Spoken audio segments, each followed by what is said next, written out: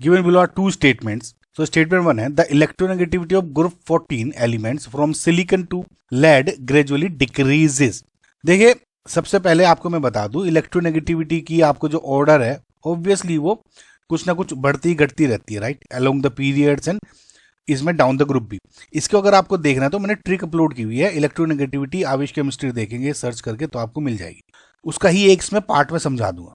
देखिए एक जो जनरल ट्रेंड रहता है इलेक्ट्रोनेगेटिविटी का वो ये होता है कि फ्रॉम लेफ्ट टू राइट जो इलेक्ट्रोनेगेटिविटी होती है आपकी इंक्रीज होती है, ओके, और ऊपर से नीचे जनरली डिक्रीज होती है। ये एक जनरल ट्रेंड है आपका, एक्सेप्शन भी होते हैं, ठीक है। एक्सेप्शन क्या हो जाते हैं कभी कभी because of increased atomic size या इफेक्टिव न्यूक्लियर चार्ज, इनकी वजह से जो ये इलेक्ट्रोनेगेटिविटी है इसमें डिफरेंट ट्रेंड्स आ जाते हैं ना। फॉर एग्जाम्पल अगर आप ग्रुप 14 की बात करें तो उसमें जो आपके एलिमेंट्स क्या देखते हो, carbon, silicon, germanium, tin and lead.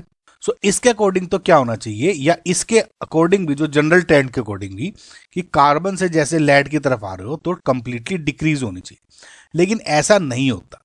तो अगर आप इसमें गौर से देखोगे कि ये कार्बन की 2.55, इसकी 1.90, इसकी 2.01, इसकी 1.96 एंड इसकी 2.33 होती है, तो कभी बढ़ रही है कभी घट रही है, कभी बढ़ रही है कभी घट रही है, ये ट्रेंड रहता है। तो इसको तो गाइज आप कितने एक्सेप्शन याद रख सकते हो या आप जो ट्रिक है उसको ही तरह यूज कर सकते हो।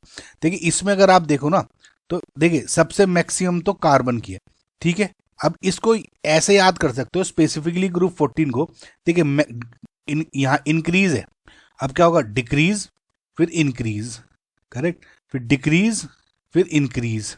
तो पहले जो मैक्सिमम यहाँ से डिक्रीज हुआ फिर इंक्रीज हुआ, डिक्रीज हुआ इंक्रीज हुआ, तो ये ट्रेंड रहता है एक्चुअली में जो इसका, समझ में आया। तो जो स्टेटमेंट 1 क्या हो गया इनकरेक्ट।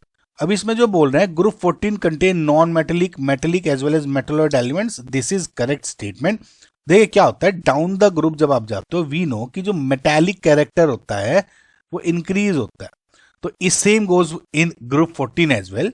जिसमें कार्बन आप देखते हो एक नॉन मेटल होता है, सिलिकॉन आपका और एक जो जर्मेनियम है ये दोनों के दोनों आपके मेटलॉइड्स होते हैं, और जो टिन एंड लेड है वे मेटल्स कंसीडर किए जाते हैं, करेक्ट। सो इसका मतलब ये करेक्ट स्टेटमेंट हो गया, यानी जो ऑप्शन नंबर 1 है इज योर फाइनल आंसर।